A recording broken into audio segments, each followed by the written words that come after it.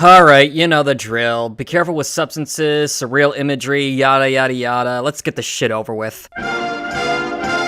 So after cutting back to reality again, we see that interview with Loomis that they were shooting earlier. Weren't you horrified when the news broke that Michael's body went missing? No, not really. It's more wasted taxpayers' money due to police incompetence. I mean, how you can lose a body, transporting it from A to B. Better ask the sheriff's department that one. Yep, he just throws the police under the bus despite the fact that they were half of the reason why he got as far as he did in the first film. God, this is so stupid. And speaking of the first film, we cut to the strip club from that movie where it's revealed that they straight up advertised that Michael Myers' mom worked there. Why did they do that? What kind of traffic did they think they would get from putting that on display? That's just creepy. If anything, that would drive people away. Advertising her body is pointless because she's been dead for years, and even if she were alive after the events of the first film, that'd be even worse and— Well, let me put it this way. The Loch Ness Monster, the Abominable Snowman, Bigfoot, that stuff is big business. Alright, okay, I get it, but that's just a clip from Pumpkinhead 2. This movie doesn't give any explanation, they just left this up and— Okay, I'm thinking about this too much. Anyways, Michael kicks this dude's face in, and it'd be way more effective if the lighting was better and I could see the effect. Then the fat old dude that's running the place is about to screw this chick, and then Michael walks in and— Tear this down, motherfucker! Okay, okay, just shoot him. You've clearly got the upper hand here. Just shoot him. Wait, what the fuck are you doing? You don't need to run up to him. You don't need to be at close range. He's fucking huge. Why do these fucking people in these movies never shoot right away? It's so stupid. So after that idiocy, the girl runs out in the hall and— Oh my fucking— Not only is this yet another recycled gag from the first film, but how long did it take for Michael to even do this? And how did these two not hear Michael drag this body and hang it up from the ceiling? And how is it that wire is able to hold up an entire body? It's just— I hate this movie so much. And oh yeah, this strip club scene? Entirely pointless. We're introduced to the people working at the club, they get killed moments later with shaky cam, and that's it!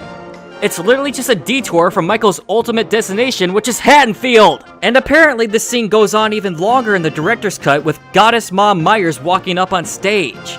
What is she gonna do, perform for her kid, the sick twisted cunt? We then cut to Loomis, who's smiling for pictures and writing autographs for his fans. It's here that we see the ultimate consequence for exploiting a tragedy for self-worth. I just wanted to let you know that Michael is so much deeper than those other guys, like Dahmer and that bitch Bundy. All right, well, thanks, Jeff, so much, man. You're the man, you're the man. You're the man! You're the man! But we always have one, don't we? Hey man, those are just the kind of people you attract with your bullshit. After that, he gets visited by the father of one of the victims of the first film. This is my daughter.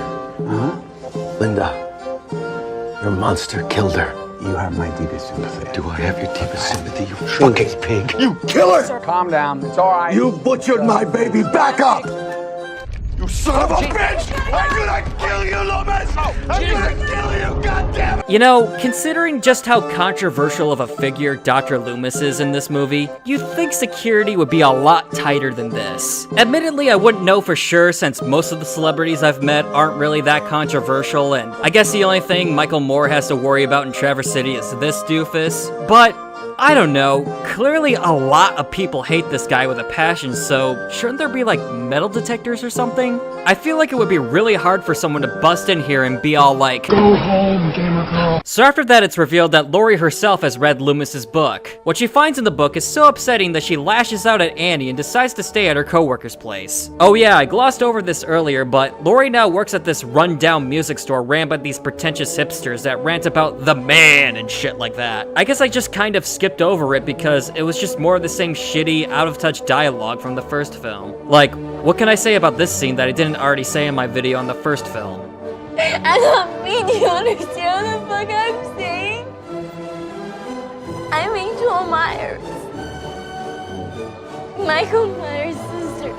No, don't tell me. After a whole year, no one told her that she was Michael Myers' sister? No, not even 1 year. If the director's cut is canon, then this info was kept from her for 2 straight years. Why? There is literally no reason for it. I mean, I get it, it's upsetting news, but keeping this info away from her is just gonna make things worse in the long run. You know, like it just did? Aren't you a cop anyway? Isn't it your duty to inform her about this sort of thing? That just makes it even more shitty that you kept this from her. So after that, Dr. Loomis appears on a fake talk show where one of the guests is... Oh my god. Weird Al. I have no idea why the hell you're in this movie, but thank you. Thank you so much for your presence. It's actually really refreshing, but also a bit bizarre at the same time. Thank you. Thank you. Very nice. Mr. Weird. How are you? Alfred. Okay, that was kind of funny. Now, you've been criticized, and in some circles, I gotta say, outright accused of profiteering off the misery of others. I mean, how do you even respond to that criticism? Well, you know, I think that's completely unfounded. I always get permission when I do the parody. Okay, can the rest of this movie just be UHF Part 2? This is just so good. So then it's revealed that Hobo Myers has officially returned to Haddonfield and is strolling down the neighborhood on Halloween night. Are you a giant? Can we be friends? Yeah, that is not how a kid would react to someone this scary. This is more like it.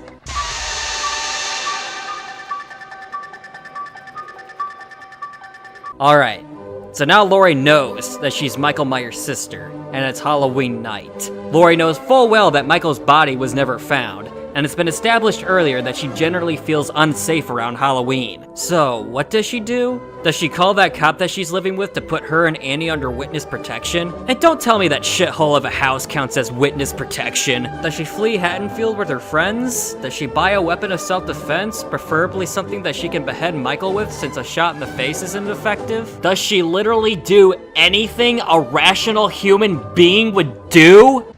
I want to go party! I want to fucking get drunk. I don't fucking care anymore. I want to fucking party!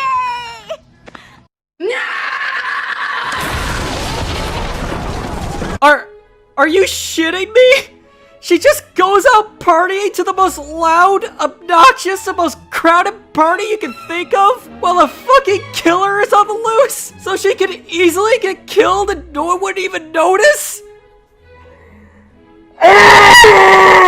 You know what, Rob? I get it.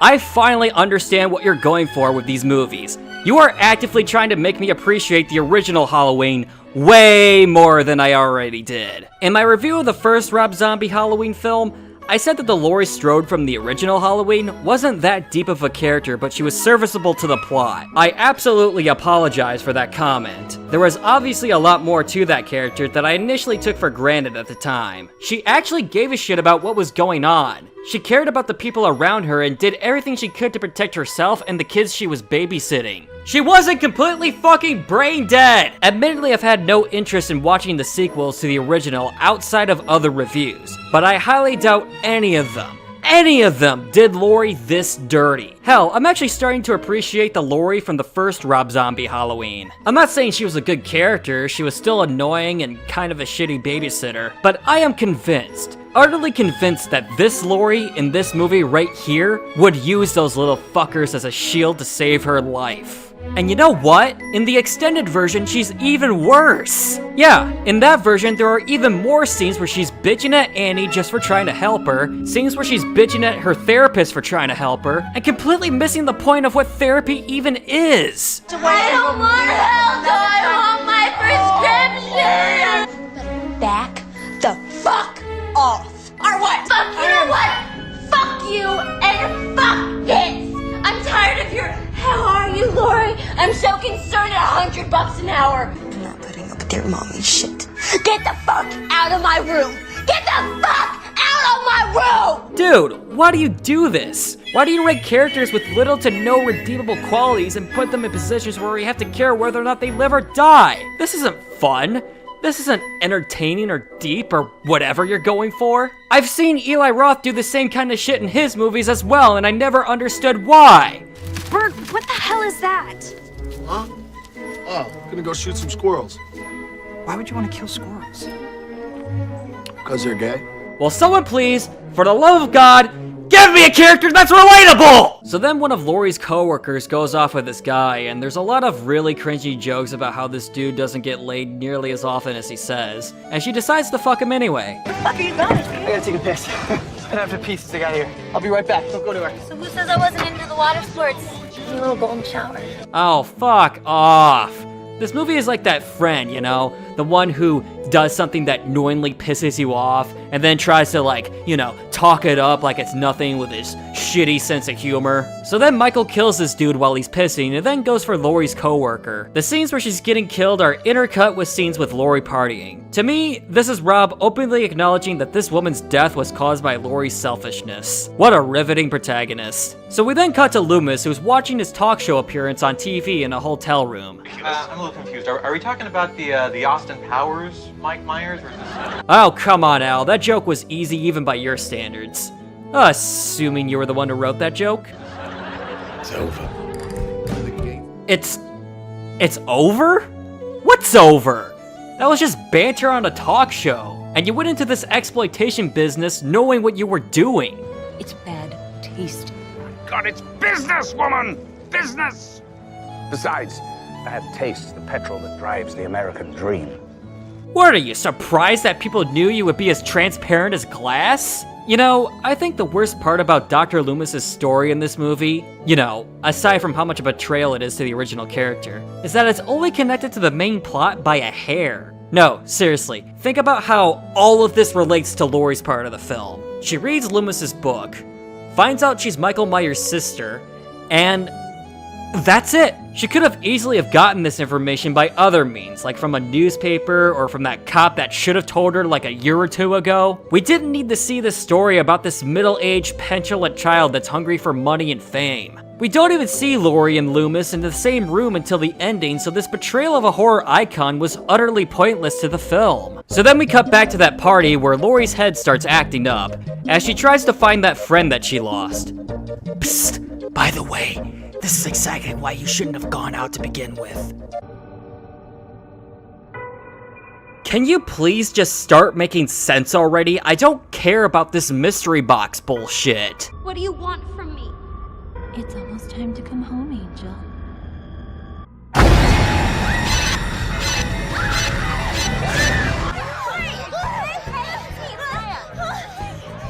Oh, finally, a character that's actually smart. Just take her home, she's clearly not in any state to be out. So you'd think after having a super intense vision like that, she would finally have some sense knocked into her, right?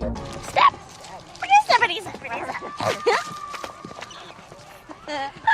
I so want to go back in, and I want to...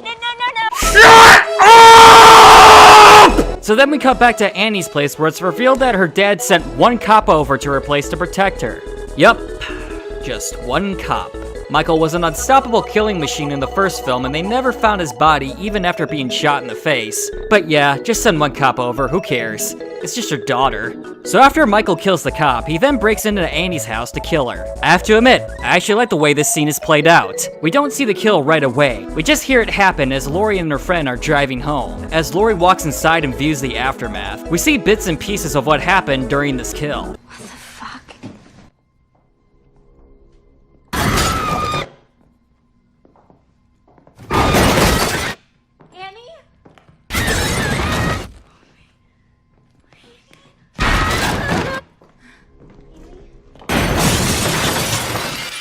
That's the thing about Rob Zombie. I like his ideas for certain scenes in a movie, like this scene and the ending to The Devil's Rejects. I just wish he would put them in better movies. So as Laurie's other coworker tries to call the police, she's then grabbed by Michael. And much like in the first film, Rob waits until now to try to add any real suspense. This time with an awkward pause before Michael makes his stab. And as per usual, Michael has killed so many other fucking people that no rational human being will look at this scene and be like, gee, I wonder if he's going to kill her or not. So then they cut back to Annie's nearly dead body and, geez, we're doing this again? You were really lacking ideas for this one, weren't you, Rob? Well, this time she dies because I guess Annie can't survive being struck by a smooth criminal twice. Oh! I am so proud of that joke! Anyways, like I was saying, Annie dies in this scene. And they try so fucking hard to make this as dramatic as possible. with the sad music and dragging out the reaction shot of Laurie and the cop. And look, I get it. She was a character from the previous film, but we knew so little about her in that film and in this one for that matter. At this point, I can't help but look at these scenes and be like, oh no, a character died in a horror film. That's sad, right? The director's cut even goes as far as showing real clips of this actress from when she was a kid. Oh come on, that's just straight up manipulative. Oh, this is sad because she was a child once, and we were all children in one point in our lives, weren't we? And you're a monster if you don't cry during this scene. I don't care if she was underwritten. Sure, you need to cry! Oh, and speaking of the director's cut, that version also adds this line reading from the cop. Oh, no, Andy. Oh god. Are you sure we're supposed to take this seriously? I've seen cartoon characters that give those exact kind of line readings. Magicked away, my lord. Magicked away.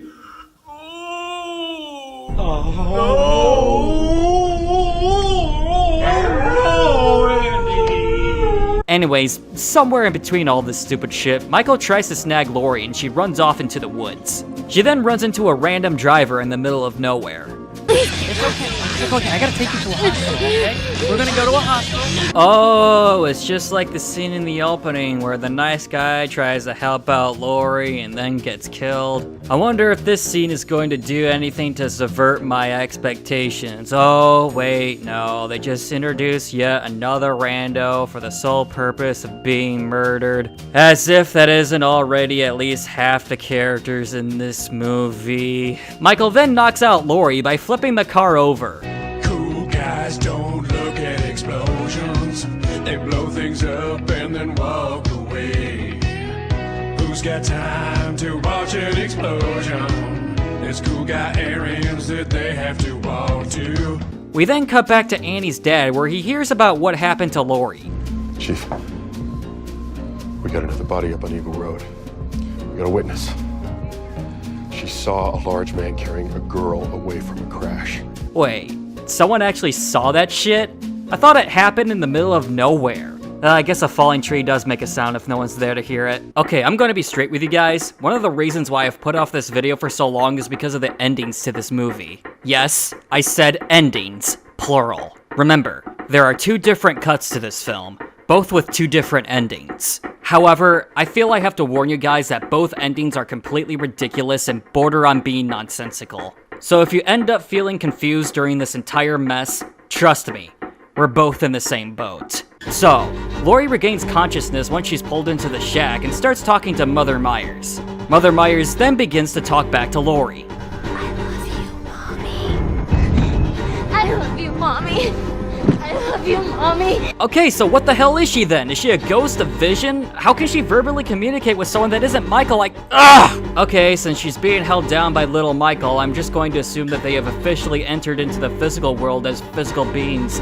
Somehow. But if that's the case, then why is little Michael still a separate being from Hobo Michael? If they're more than just visions from Michael, are these two just separate characters now? And oh god, this is so stupid. So then they get surrounded by the cops and the movie cuts to Dr. Loomis. What? I thought we were done with this idiot. What could he possibly add to this story now? Anyways, Dr. Loomis sees the shack Michael is in on the news and decides to spring into action? No, sorry. After all the shit you showed me with this guy, I'm not buying that this dude actually gives a shit enough to do something about this. He's reached past the moral event horizon at this point. What's even his motivation anyway? So then Loomis arrives on scene and gets punched in the face by the cop. More of that, please. There's an innocent girl in here I might have kept safe for your greedy fucking book.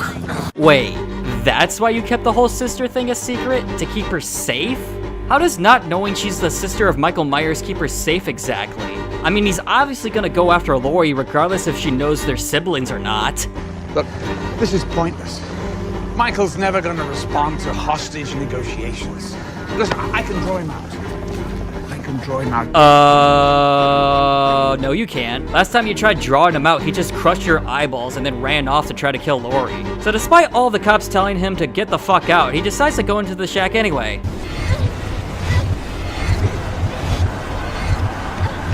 She needs to come with me. Wait a minute, you literally just said he's not going to respond to hostage negotiations. So your solution is to go inside the shack alone and try a hostage negotiation? I don't get it. What are you even trying to accomplish? So as Loomis tries to get Laurie out of the shack, she starts to freak out and is all like, I can't. He's holding me down. Listen to me, Laurie. There's no one holding you down. what? There's still visions that only Michael and Laurie can see? Then how are they able to hold her down? Are they ghosts? Are they visions like... Oh! What are the rules, Rob? What are the fucking rules? And don't give me that, oh, it's interpretive filmmaking, Ryan. Don't you like interpretive filmmaking? Yes, I love interpretive films. But it only works if the ideas, story, and characters are interesting enough for the audience to want to care about interpreting the film for themselves. This movie was supposed to be a sequel to a dumb slasher film, and neither of these two films gave me anything that would make me think I would have to wrap my brain around big brain ideas, nor did it give me anything that would make me want to care if it did. Oh man, using the term big brain ideas in the context of this movie at this point is just... Whoo boy. So then whatever Myers tells Michael, it's time. And then this happens.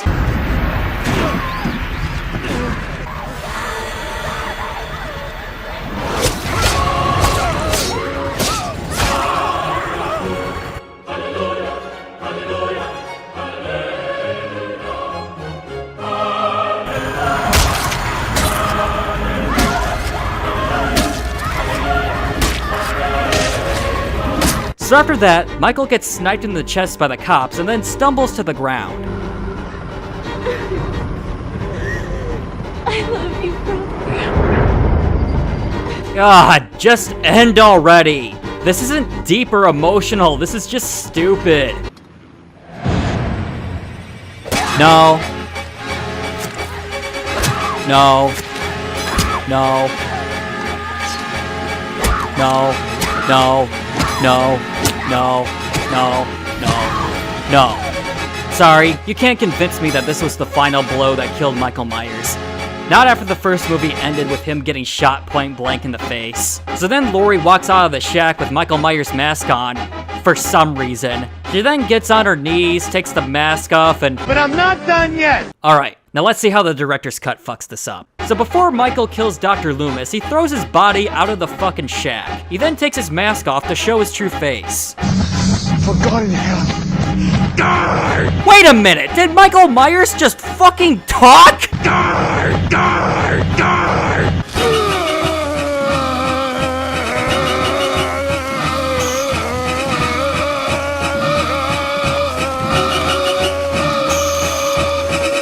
I mean, he's supposed to be a silent killer! And you mean to tell me that after all of these years of not talking, that's all he says? Especially to the guy that made his life worse by abandoning him for the sake of fame and money? So then the police get a clear shot of Michael and shoot him down, but none of the bullets even go near his face. Again, not convinced that this is the final blow for Michael. So then Laurie walks out of the shack, picks up Michael's machete, and walks up to Dr. Loomis's body, because...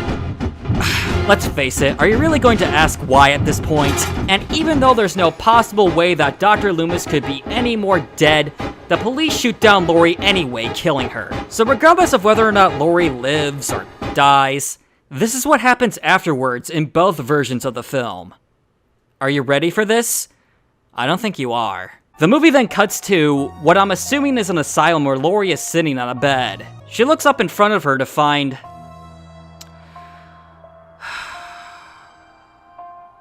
whatever. For some reason, this makes her smile. And then after that, are you shitting me? That's how it ends? What am I even supposed to say about this? Did you just pledge your allegiance to whatever the fuck this thing is? Is this supposed to set up a third Rob Zombie Halloween film where Laurie is the killer and all the questions raised in this film will be answered because, surprise, surprise, that never happened? I just can't believe it. This movie robbed me of my time, out of my life. It took so much energy out of me for all of its bullshit. And in the end, it didn't even have the common courtesy to make sense. I have no words. I truly have no fucking words for this!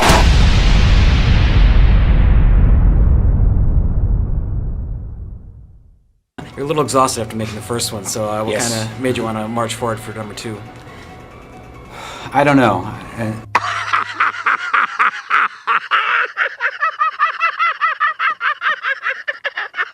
So yeah, that was Rob Zombie's Halloween 2. What a train wreck. Never before have I seen a movie where I was convinced that it was actively trying to fuck with me and everyone else that tried to watch it. The whole time I was watching this movie, I couldn't help but hear a passive-aggressive version of Rob Zombie in my head saying things like, "Oh, you didn't like my first Halloween movie? Well, fuck you. I'm gonna make a movie that's even worse. You didn't like Michael Myers' character design in the first film? Well, now he's a dirty hobo because of you. You didn't like the way it portrayed Dr. Loomis in the first film? Well, here, now he's a prima donna bitch. Oh, you don't think my wife is a good actress? Well, fuck you. She's here to stay, and her role will completely break the film to the point where it makes no goddamn sense at all." I mean, I guess you can try to make the argument that the movie is meant to satirize the sequels to the original franchise. Considering how many ideas it borrows from the Thorn trilogy, one might look at the Weird Al cameo and just assume that the movie was just goofing on the audience the whole time. But the rest of the movie plays itself way too straight to be considered satire. Rob Zombie obviously wants you to be impressed or scared by this movie, and any small hints of self-awareness just feels like poor excuses for this movie to be as bad as it is. I get it. Rob Zombie makes movies specifically for his fans. And I guess that's kind of cool, and that fuck you attitude is pretty commonplace for the punk and heavy metal scene. But I'm sorry. Rob was the one who decided to attach that scene to a franchise whose audience consists of plenty of people who aren't into that sort of thing, and it just doesn't fit. I truly think that Rob Zombie is capable of making something decent if he's willing to step out of that comfort zone of his that's filled with loud and obnoxious rednecks. Now, is this the worst movie ever made? I guess not. I mean, there are plenty of other movies out there that are more poorly made and straight up unethical, but as far as my experience goes, this is one of the worst movies I have ever seen, bar none. Now, from my understanding, the first Rob Zombie Halloween movie has developed this small cult following. And honestly, that's great. I obviously don't have a problem with people enjoying a movie that I don't like. But I have to ask you guys one simple question. When the first movie ended, did you honestly think there would be a sequel to this movie? And more on point, did you think that this brand new Halloween franchise would end like this?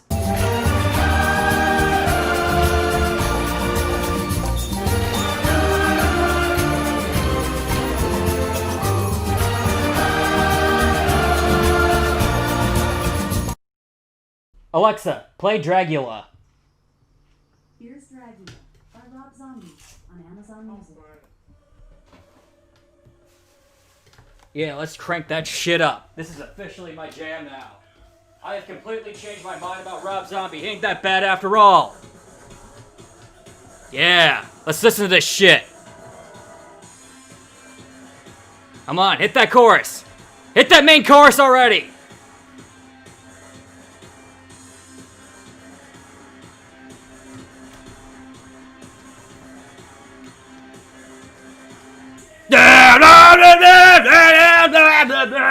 Yeah, that's how it goes.